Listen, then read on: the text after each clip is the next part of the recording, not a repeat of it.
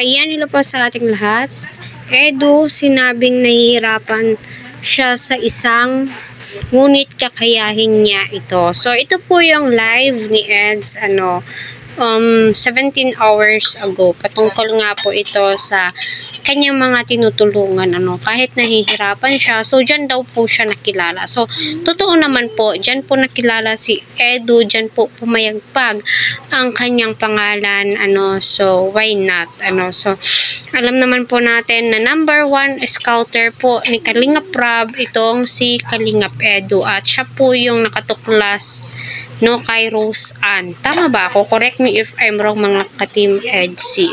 So, ayun, nakakatuwa at nakaka-proud yung mga scouter na umulan, umaraw, bumagyo, andyan sila handang tumulong, maglingap sa mga beneficiaries po nila, lalong-lalo na po si Eds. Kita naman po natin, grabe po yung pagtulong niya sa pamilya nila Hana. Napakatagal na po, almost 1 year na mahigit, correct me if I'm wrong, mga ka-team EDC. So, syempre may nagbibigay inspirasyon nga po sa kanya. So, sino ba naman ang hindi gaganahan at mai-inspired sa lahat ng galaw mo? Andyan yung taong nagpapatatag sa'yo, nagbibigay ng advices, ingat ka palagi.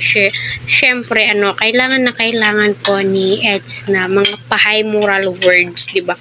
So, ayun na po, sa sinabi niya sa kanyang live, dyan mo po masusukat kung ano pong merong ugali itong si Eds, napakabait, at maalalahanin, walang ibang iniisip kundi yung mga beneficiary niya. So, ganun naman po talaga, mas ipaprioritize po ni Kalingap Eds ang kanyang mga beneficiary. Kaya wag po tayo, o wag po natin masamain kung every time na si Edu, ang mga topic niya po sa kanyang live ay ang kanyang mga beneficiary. Kasi alam nyo naman po, ayaw nga pong pangunahan ni Edu ang kanyang pinsan na itong si Kalingap Rab. Mas mainam daw po na si Kalingap Rab ang magbibigay advices.